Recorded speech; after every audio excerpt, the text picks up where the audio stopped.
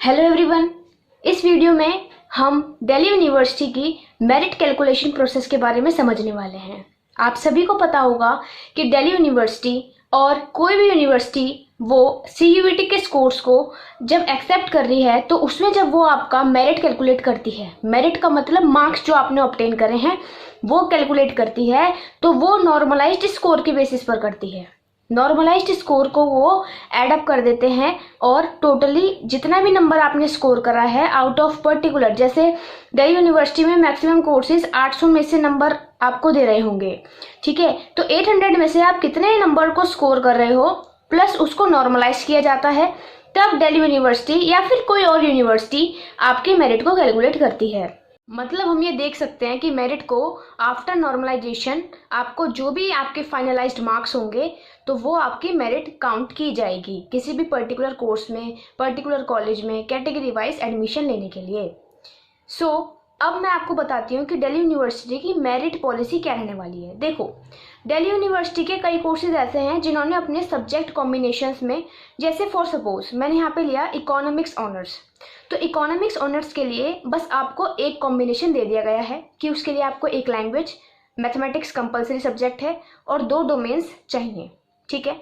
ये आपका eligibility criteria रहता है, तो उसके हिसाब से आपके मैथ्स में, लैंग्वेज में और बाकी के जो 2 डोमेन्स आपने चूज करे हैं उसमें आपके जितने भी टोटल नंबर ऑफ मार्क्स बनते हैं उसके अकॉर्डिंग आपकी इकोनॉमिक्स ऑनर्स के लिए मेरिट तैयार हो जाएगी। अब आप सपोज अप्लाई करते हो बीकॉम ऑनर्स में।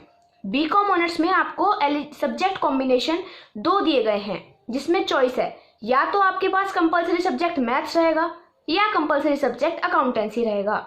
तो जिस भी कॉम्बिनेशन से आपकी मेरिट बेस्ट बन रही है, सपोज मैथ्स वाले कॉम्बिनेशन से आपने अपने सब्जेक्ट कॉम्बिनेशन में मैथ्स भी लिया है, अकाउंटेंसी भी ली है, प्लस आपने 2 डोमेन्स और लिए हैं। सपोज आप कॉमर्स स्टूडेंट हो, आपने मैथ्स लिया है, अकाउंटेंसी लिए, बिजनेस लिया है, इकोनॉमिक्स लिए, 4 डोमेन लिए हैं और आपको बीकॉम ऑनर्स में लेना है, तो आपकी मेरिट 2 तरीके से काउंट होगी। पहला, आपका language plus maths plus extra 2 domain, दूसरा language plus accountancy plus extra 2 domains. तो इन दोनों कॉम्बिनेशंस में से आपका जिसमें सबसे हाईएस्ट स्कोर बनता होगा वो दिल्ली यूनिवर्सिटी कंसीडर कर लेगी। दिल्ली यूनिवर्सिटी भी चाहती है कि आपका एडमिशन हो, इसलिए वो बेस्ट स्कोर्स को एज्यूम करेगी।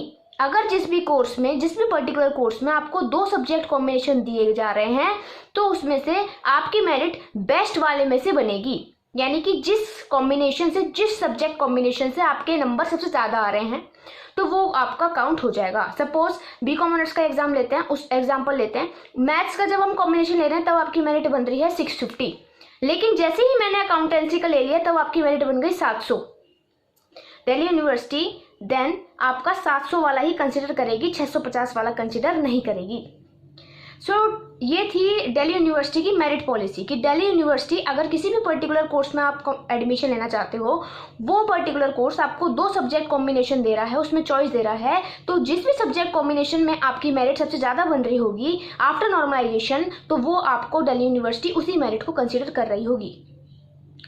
बाकी जो कोर्सेज हैं जिसमें कोई भी कॉम्बिनेशन नहीं है, जैसे आपका इकोनॉमिक्स ऑनर्स है या फिर हिस्ट्री ऑनर्स है, पॉल साइंस ऑनर्स है, BSc के कई कोर्सेज हैं, BMS है, BBA है, तो ये सारे जो कोर्सेज हैं उसमें आपका कोई भी ऑप्शन नहीं है।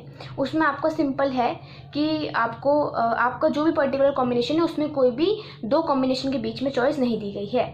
ऐसे ही आपका BA प्रोग्राम भी रहता है, इसमें भी 2 सब्जेक्ट के कॉम्बिनेशन आपको दिए गए हैं, इसमें भी कॉम्बिनेशन चॉइस दी गई है, तो जिस सब्जेक्ट कॉम्बिनेशन से आपकी मेरिट हाई बन रही होगी तो वही दिल्ली यूनिवर्सिटी कंसीडर कर लेगी। ये बहुत इंपॉर्टेंट वीडियो थी, इसमें मैंने आपको ऑन द पॉइंट इन्फॉर्मेशन के बारे में बताया, ऑथेंटिक इन्फॉर्मेशन है, नॉर्मलाइज्ड स्कोर काउंट होंगे, परसेंटाइल काउंट नहीं होगी, ये बार बार मैंने बताया है, ठीक है। आई होप कि आप इस वीडियो को शेयर करोगे क्योंकि इससे ज़्यादा ऑथेंटिसिटी नहीं मिल सकती। If you like this video please share this to your friends and subscribe my channel for this type of information and updates.